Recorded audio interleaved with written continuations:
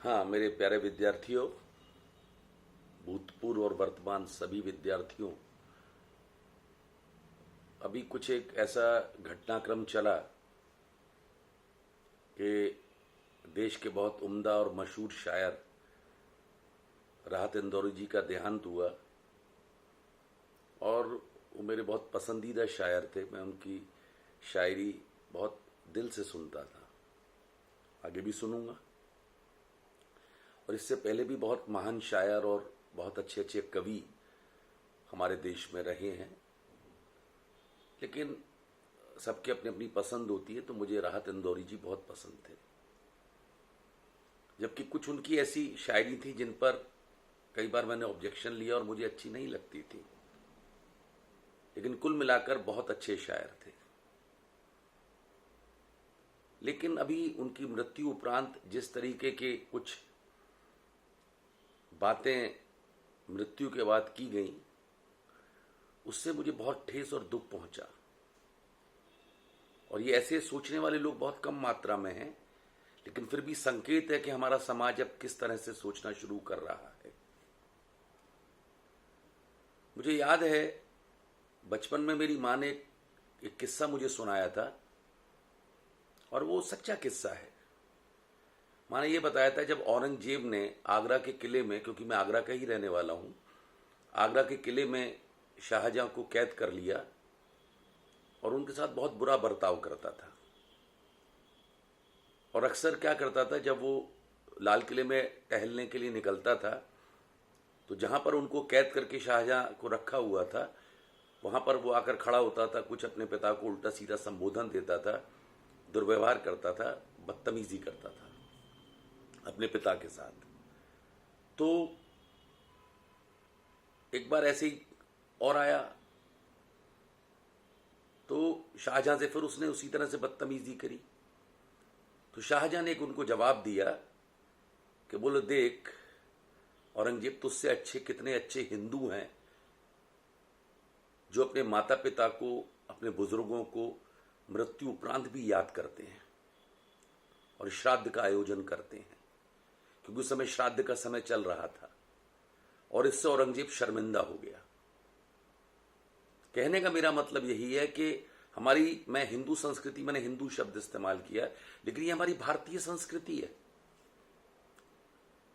हमारी संस्कृति में, हमारे फिलॉसफी में ये प्रोविजन किया गया कि जिंदा तो जिंदा, मरने के बाद भी हम उस तरह से अपने बुजुर्गों को याद करते हैं।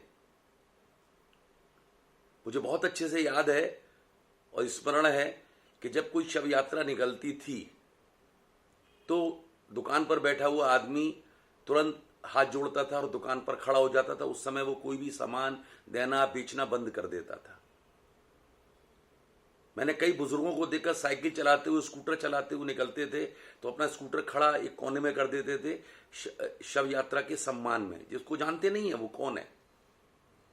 मैंने पुलिस वालों तक को देखा कि जब कोई शव यात्रा वहां से गुजरती थी, तो अपनी टोपी उतार लेते थे उस व्यक्ति के सम्मान में। आज जब मैं दैनिक भास्कर में ये चीजें पढ़ रहा था, तो उस समय ये सारी सोच मेरे अंदर बनी। लेकिन अभी मैंने देखा एक ट्रेंड हो गया, मेरे आसपास भी देखा कि जब लोगों की मृत्यु हो जाती है, मृत्यु के उपरांत भी उस व्यक्ति की आलोचना करते हैं, जबकि वो व्यक्ति आपके पास अब जवाब देने के लिए नहीं है। मेरे विद्यार्थियों, इस बात को समझो। आप बहस जिंदा आदमी से कर सकते हैं, मृत्यु के बाद आप किससे बहस कर रहे हैं? आप उसके लिए सच बोल रहे हैं, झूठ बोल रहे हैं, वो तो उस बात को जानता ही नहीं है। अभी सुषमा स्वराज जी का 1 वर्ष हुआ, उनके लिए मैंने कितने खराब कमेंट सुने। ऋषि कपूर की डेथ हो गई, उनके लिए मैंने कितने खराब कमेंट सुने। इरफान खान की डेथ हुई, उनके लिए मैंने खराब कमेंट सुने। और अभी सुशांत सिंह राजपूत का आत्महत्या का केस चल रहा है, उस पर मैंने उनके खिलाफ बहुत सारे कमेंट सुने। अरे उनका, जिन लोगों का मैंने जिक्र किया, इनका सबका कहीं ना कहीं बहुत बड़ा योगदान है। और इतने बड़े यात्रा में, इतनी बड़ी जर्नी में सामान्य तौर पर सबसे गलतियां होती हैं। ऐसा थोड़ा ना कि गलती नहीं की होगी, लेकिन उन गलतियों से हम इन व्यक्तियों का मूल्यांकन करेंगे या इनका जो कंट्रीब्यूशन है सोसाइटी के लिए, नेशन के लिए, उसके हिसाब से करेंगे। राहत इंदौरी जी ने एक कविता अटल जी के खिलाफ लिख दी, मुझे भी पसंद नहीं है।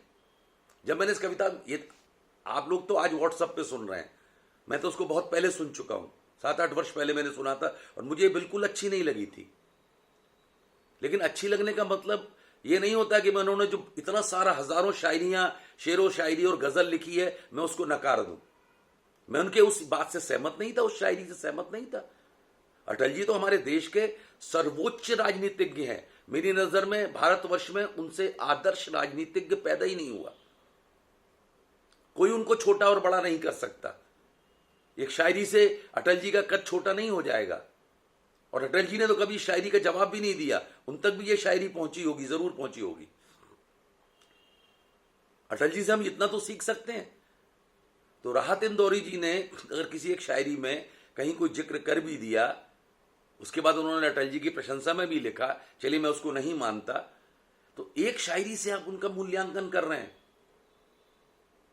और जो उन्होंने इतना बेहतरीन लिखा है, एक क्या मैं किस तरह से बोलूं, जो देश के लिए उन्होंने प्रेम भरी कविताएं लिखी हैं, शायरी लिखी हैं, उसका क्या क्या क्या कैसे क्या जवाब देंगे आप? इमरजेंसी में उनको बैन कर दिया गया था। जब साहिब सिंह वर्मा दिल्ली के मुख्यमंत्री, तब उनको बैन किया गया था।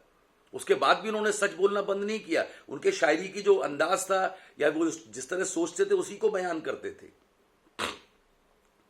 आजादी के समय भी रामप्रसाद बिस्मिल यही करते थे। तो अंग्रेजों ने जो गलत व्यवहार उनके साथ किया, आज हम वही व्यवहार राहत इंदौरी जी के साथ करें। और फिर मृत्यु के बाद किसी का हम सहमत असहमत हो सकते हैं उनके विचारों से, लेकिन किसी की मृत्यु का मजाक उड़ाना ये हमारी भारतीय संस्कृति नहीं है, बिल्कुल भी नहीं है। मैं 38 वर्षों से कॉलेज में पढ़ा रहा हूं। अगर मेरे से किसी विद्यार्थी को मैं गाली दे देता हूं, मार देता हूं, दुर्व्यवहार कर देता हूं, हो जाता है कभी कभी इस तरह की चीजें, तो आप एक गलती की सजा ये देंगे कि मेरे पूरे 37-38 साल का जो रिकॉर्ड है उसको खत्म कर देंगे कि शर्मा सर ने कैसे पढ़ाया, क्या कराया। मतलब इसका मतलब यह कि मुझे आप एक गलती से मेरा मूल्यांकन करेंगे, मेरे पूरे 38 साल की मेहनत को नहीं देखेंगे कि किस तरह से खून पसीने से मैंने क्लासेस के अंदर परफॉर्मेंस दिया, किस तरह से पढ़ाया। नहीं, आपको केवल इससे मतलब रहेगा कि सर ने आज क्या किया, एक गलती क्यों कर दी।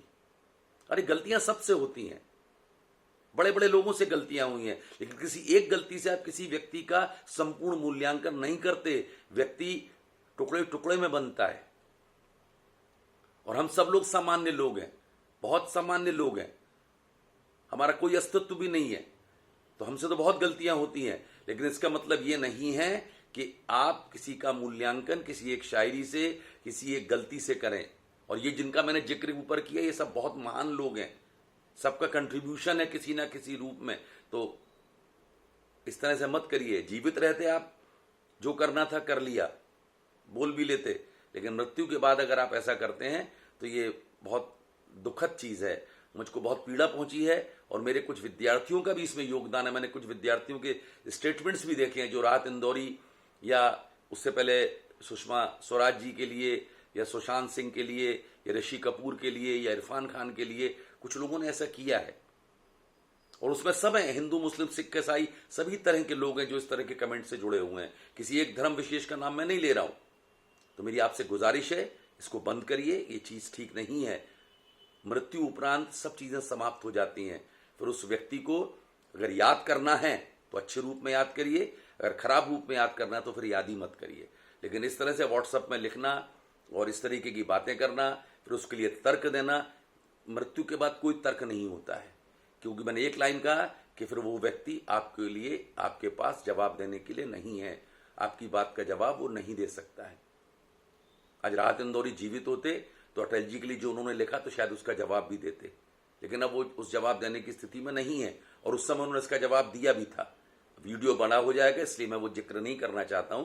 उन्होंने इसका जवाब दिया था और उसके लिए माफी भी मांगी थी उन्होंने कि मेरे पास कुछ भावनाएं आई थी, कुछ इमोशन आए थे, क्योंकि शायर लोग भावना और इमोशन से ही लिखते हैं, तो मैंने लिख दिया था और मुझे ऐसी शायरी नहीं लिखनी चाहिए थी। ये स्टेटमेंट है, कभी कहीं होगा ढूंढकर यूट्यूब में तो मैं आपके सामने प्रस्तुत करूंगा।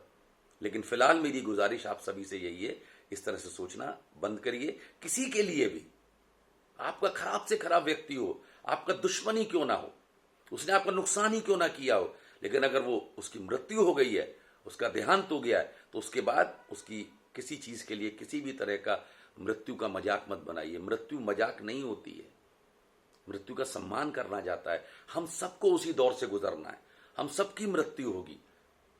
ये थोड़ा ना है कि मृत्यु हो गई तो वो खराब आदमी हो गया। अरे सबको मरना है, सबको मरना है।